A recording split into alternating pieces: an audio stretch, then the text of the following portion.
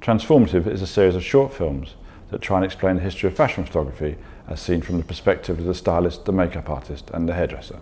And how important is the model to you? Because obviously there are different sorts of models.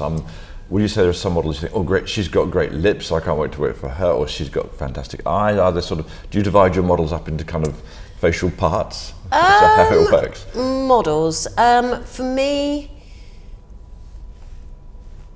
if it's beauty, then, you know... What are you hoping for, you think? I'm a beauty hoping campaign, for... what do you want? I'm hoping for great skin. I'm hoping for great skin. I'm hoping for a really nice shaped mouth. Right. And then everything else I can deal with. Right. You know, but you know, the distance between the eyelid and the brow bone, you know, if you've got a big space there, you've got a lot to work with. I mean, that's getting, you know, into the technicalities of it all. But I'm interested. You know, I mean, you can makeup is there to, you know, even if it's the model doesn't have great skin, it's bone structure.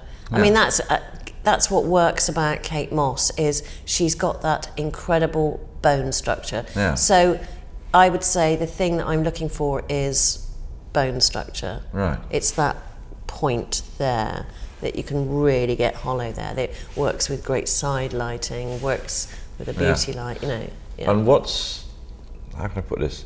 Which is more important, patience or bone structure? Patience? Yes, in the model. Are there models who are not patient in front of your mirror?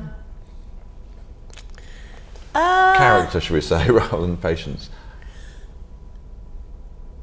Bone structure, because, you know, I mean, if you've got a model who is a little fidgety or is giving the impression that they don't want to be there, or maybe slightly grumpy, it's my job to bring them round. And I think if somebody's slightly impatient or a little bit grumpy, it might be because they're nervous. So if you build up a rapport, then you'll get what you want. And you know what? When someone's sat in your chair and they see what you're doing and they see it start to take shape, of course they're going to like it. Okay, let's move on. On to that, prompted by that. Haha. Oh, yes, I forgot about that. So this was a shoot, Val Garland live. Yes. So actually the idea of allowing you to perform. Yes. And sorry, perhaps you should explain. Okay, so this is a short film that I did with you. It was called Make It Up. And this was in the very early days of SHOWstudio. So it was all very new and exciting, because nobody was really sort of like doing this kind of thing yet. You were the pioneer. And anyway, so you came to me and sort of said, "Oh, I want to do a 3-minute film of you, Val." And I was like, okay. Makeup, okay. And you said, you showed me this picture, and the picture was called, can you remember? Absolutely not. You can't remember? No.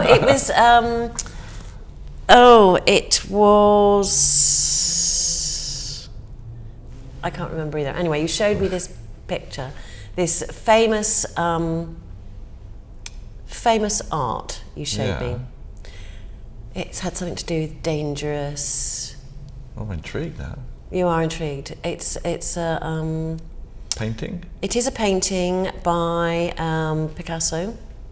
Okay, Guernica or Les Demoiselles d'Avignon? There you are. Yes, I don't have a very good French accent, so I couldn't possibly say that.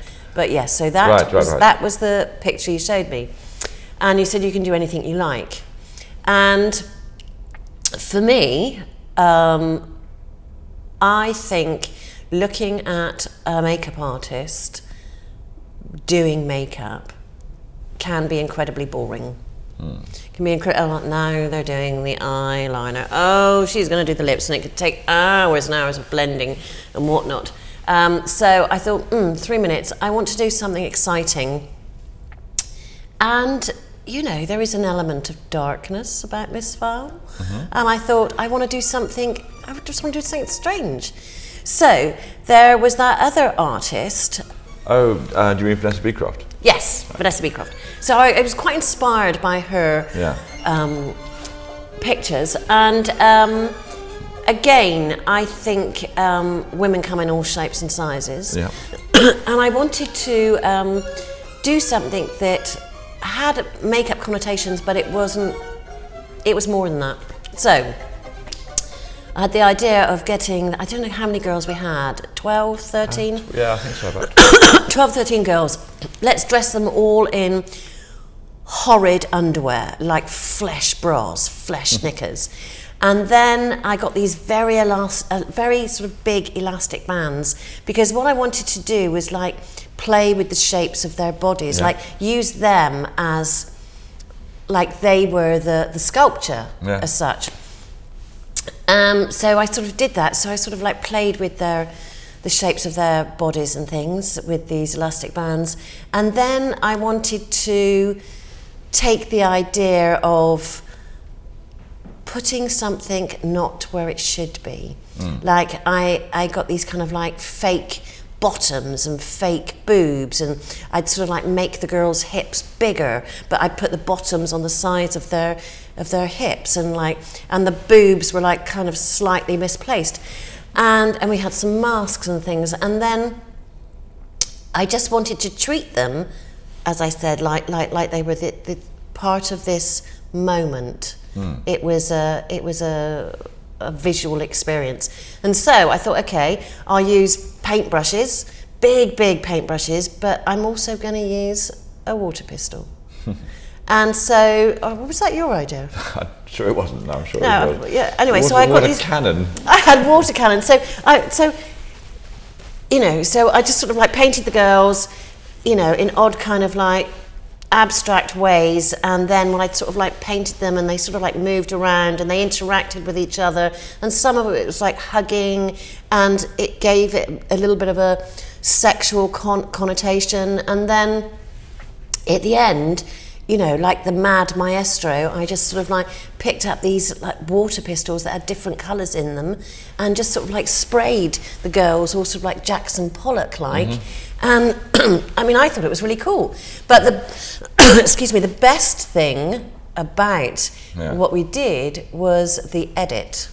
The edit and the music was absolutely superior, because it became this mad, manic sort of thing, and I loved it. I loved it. It was, for me, I would love to do the shoot again, because it was such a great shoot. Some of these shoots, you think, there's such great experiences. You wish you could do them another time, because... But at that moment, before we started, I had all my paint. I had all my accoutrements that I was going to add to the girls. I was on my own with these 13 girls in underwear, and I hadn't planned it. So what I liked about it was that it was totally spontaneous. It was whatever happened. Is it good? Is it boring? Is it bad? What is it? It was just going to be exactly that moment, and that's what I liked about it. And it was live broadcast. And it was live, And the only way I think you knew that I was actually in the room, because I think I was wearing some black overalls, was we painted Val on my back. Because I was like, I don't want to be seen, I just want to do it.